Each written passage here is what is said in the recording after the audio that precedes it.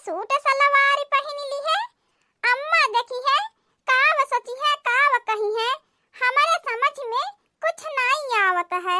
अब हम का करी? हे बड़की जिज्जी, तोहरे ऊपर सूट सलवार बहुत नीक लागत है, बहुत जचत है बड़की जिज्जी। अम्मा देखी है बहुत खुश हुई है, कुछ नहीं कही है तोहके बड़की जिज्जी, कुछ नहीं कही है। ए बड़की दुल्हन सूट पहन ली है हाउ बच्ची, बहुत नीक लागत है तोहरे ऊपर, कसम से बहुत जमत है बड़की दुल्हन, बहुत नीक लागत है। हे अम्मा उ का है ना, हमें अपन सड़िया सुबह में धुल के डाल दी है, अब हिन तक सुखान नहीं है, तब हम सूट पहन ली है। ये सोचत रहे कि हमारा सड़िया सुखाई जाए तो फिर से सूटवा उतार के सड़िया पहन लेबे। ए बड़की दुल्हन, अब हिन तो तोहरे सब का यह उम्र समय है, जवन मन कहे तवन पहिरा ओढ़ा, जवन मन कहे तवन बनावा खा। हमें कौनो एतराज नहीं है बिटिया, हमें कौनो एतराज नहीं है। तो ही दोनों जनी हमारे घर के लक्ष्मी हऊ, तो ही दोनों जनी हमारे घर के दिया बाती हऊ, तो ही सब हमारे घर का इज्जत पानी मान सम्मान हऊ। बूढ़ा अपने दोनों पतोहिन के साथ है खूब बड़का बड़का डींगत है और खूब बड़का बड़का हांकत है। आज तीनों सास पतोह के पीछे झगड़ा ना लगा देले, हमारा हो नाम झबरा ना है। आज चाहे जवन हो जाए, तीनों सास पतोह के पीछे फूट तो डाल के रहब। ए अम्मा एही खटिया लाई के धई देत है, आ तू बैठा, हमहु मझिल को जाए, घर में जवन काम बूत है करे के कर लेई, आ फिर खेता में बहुत सारा काम बूत पड़ा है ओहो जाए के कर लेई। हां अम्मा मोबाइलिया लाई, एही में कार्टून वीडियो लगाई देई, आंचल का लगाई दी, तार मन कहे देखा, चाहे आरोही का लगाई दी, चाहे अंजू कार्टून लगाई दी, चाहे मीना कार्टून लगाई देई, चाहे अवधपुरी कार्टून लगाई देई, एही बैठ के अम्मा देखा। हां पतोहिया त हमरे मन के बात कैली है, लावा हमहु ही कार्टून बैठ के देखब चलत है, तहने अपन जवन काम बूत करे खोय कैला। हां अम्मा बतावा कवन कार्टून देखबू, केकर कार्टून लगाई के दे देई? हे दुल्हनिया हमें काव्य कार्टून लगाई के दे दे, आज हम काव्य कार्टून देखब। ले आओ दुल्हनिया खटिया यही बिछाई दे, हम अपन बैठे बैठे ही कार्टून देखब, तहने जाए अपन जवन काम बूत करे खोय कैला दोनों मिली मिलाई के। हां अम्मा यही बिछाई देता है, तू बैठे बैठे कार्टून देखा, हमहु छटका जाई जवन काम बूत करे के कर ले, काम बूत के टेंशन तुझी नहीं करे अम्मा, बैठे बैठे आराम से कार्टून देखा। चला बड़की जिज्जी चला। हमारे नाम है झबरा, काम है लगाइब, घरे घरे चूल्ही चूल्ही झगड़ा। का हो बूढ़ा, अपने पतोहियन के बड़ा सूट सलवार पहनाई के घुमावती हऊ, आज के तो कुल सूट सलवार पहनती है, बिहान के न जाने काव काव पहनी है, मारत है कुल गांव के रूल खराब कई के धई देती है। बूढ़ा पतोहिन के कपारे चढ़ाईबा नहीं ठीक है, हमारे पतोह एक दिन सूट सलवार पहनिन लगे गरियावे, तब से आज तक कहियो नहीं सूट सलवार पहनिन, पहनब तो दूर बाती है, नाओ नहीं लिहिन। पतोहिन के गरियाए डांट फटकार दबाए के रखी जाला, तबे पतोह रह पावैनी, नहीं तो अपने मन के मन बढ़ू हो जाईनी। चुप भतार काटी चुप, अब एकदम चुप करे ये भतारा काटी, तो हमारे लगे आए के हम ही के हमारे पतोहियन के खिलाफ भड़कावती है। हमार पतोह हईन चाहे वहने सूट सलवार पहिरे चाहे नाइटी में कसी पहिरे, करे ये भतार काटी ता के होइली कहे वाली, हम ना कहिए अपने पतोहिन के तो ता के होइली। हमार लक्ष्मी ऐसा दोनों पतोह हमारे घर में जब से आईनी, हमारे अंधेर घर में उजियार होई गए, आ एकर भतार काटी देख ले आई गइल हम ही के हमारे पतोहिन के खिलाफ भड़कावे।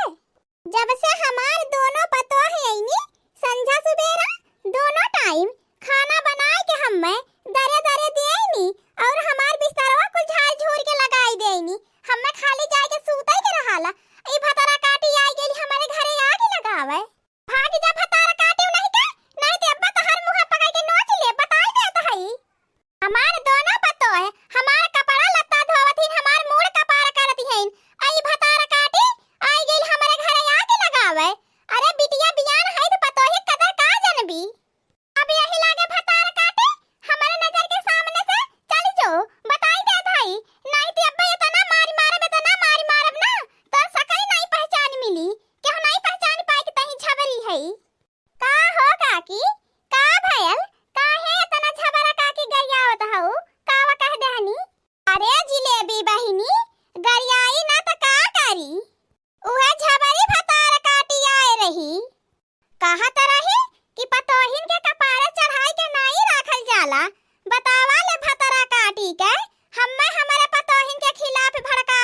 घरे आई के।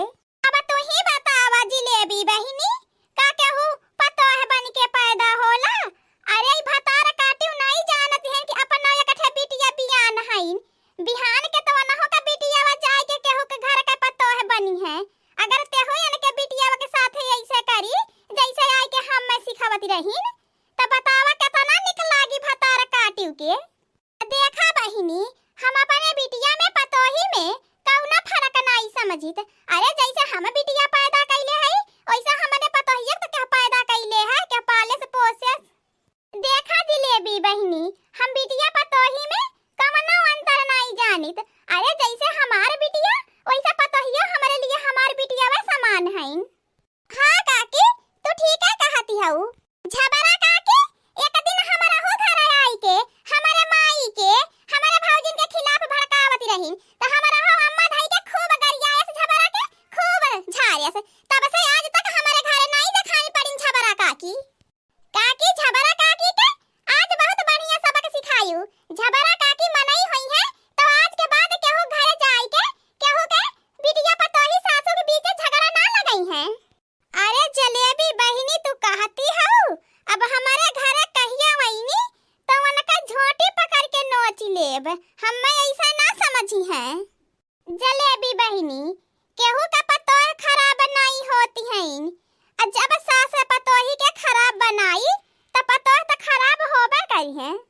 हम ही के देखिला जिलेबी बहिनी, हम अपने पतोहिन के कब्बो खराब नहीं बनवली, न अपने पतोहिन के केहू से जाए के चल चुगलाई बतियौली।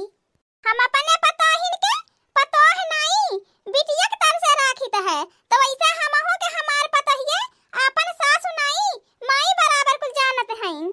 हाँ काकी, उ तो है। अब ताली एक हाथे थोड़ी न बाजी, ताली बजावे खातिर दोनों हाथ लगावे के पड़ाला। पतोह सुग में थोड़ी न राखी जाला। पतोह बढ़िया से तबे रहईनी, जब वो कौनो गलती करे तो उन्हें प्रेम से समझावा, उनसे प्यार करा, दुलार करा। अभी थोड़ी न है पतोहिन से कौनो छोट मोट गलती हो गई तो उन्हें जक्कट कटाए के कुतियवन मती धैला। गलती कैसे ना होइले, गलती सबसे होई जाले, गलती तो हमहु से होई जाले। जाए दे तू काकी, कितना सास कही आदत होइले पतोह गलती ना करेनी तब पतोहिन के कुल चिल्लाईनी। झगड़वासल लहानी, जब तक झगड़ा ना कैलेनी तब तक वहां से खाना जैसे नहीं हजम होत। अब वो झबरा काकी के देखिले, उनका पतोह सारा दिन बेचारी कुली घर का काम बूत करी यार वहां नचली करे दिन भर, लेकिन तब झबरा के मुंह नहीं सोच रहत, हरदम चर चर चर चर कैले रही है। जब वो अपने पतोही के नाकी में दम कैले रहाईनी तो वो दूसरे के पतोही के सुख से काव देखी है। यनके वनके घरे अगिया लगावे पहुंची रहती है। अजे जे जान लेहले यनके चाल स्वभाव ते तुरंत कुकुरियन की नाही दूर दूर आई के भगा वाला, केहू अपने दुआरे झबरा के खड़ा नहीं होवे देत। अरे मोरे दादा दादा, झबरा अम्मा इतनी खतरनाक है। हमारे खिलाफ, हमारे बड़के जीजे खिलाफ आए रहिन, हमारे बूढ़ा के भड़कावे हो देखिला। इनका ये मजाल भतार काटियो के। हे अम्मा जायदा गुस्सा थूक जा, हमारे अम्मा जायदा शांत होई जा। देखा भैया बहनी लोगन, केहू के सिखाए पढ़ाए अपने पतोहिन के साथे गलत व्यवहार नहीं करे चाहिए। पतोह घर का लक्ष्मी होती है। पतोहन के जितना मान सम्मान से रखा घर में उतना सुख शांति रहता है। पतोहन के मान सम्मान से रखा तो घर में हमेशा हमेशा के लिए सुख शांति बनल रही। जवने घर में नारी का मान सम्मान होला वह घर में देवी देवता भी वास करे ने। हाँ सखी, तू ठीक कहती हऊ। हाँ, जवने घर में नारी का मान सम्मान ना होए वह घर में न देवी देवता का वास हो सकाला, न कहियो वह घर में सुख शांति आ सकैले। यही से कहा था भैया बहनी लोगन, दूसरे के चढ़ाए बढ़ाए में अपने पतोहिन के साथे कुछ गलत व्यवहार जिन करत जात जाया। केहू का बिटिया पतोह सुख शांति से है तो पड़ोसी ने कसर देख के जलती है कि काम करी, कैसे काम करी जिन के घर में ना सब मिलजुल के रहा है। कुटनी होथिन बहनी कूटती हईन, अजे के अपन घरा संभारे के चलावे के अपन परिवारवा, ते तो केहू के बात ही नहीं मानी। अजे के अपने पैर पे कुल्हाड़ी मारे के है ते तो भैया दूसरे के बात ही मनबे करी। हमें यह सलाह देब कि केहू के सेंगुर देख के अपन लीलार नहीं फोड़ल जाला। हम तो यह जानीला कि अपने बिटिया के पतोहिन के साथे मिलजुल के रहा, खुशी खुशी अपन जीवन व्यतीत करा। भैया बहनी लोगन, अगर अपन घर परिवार सुख शांति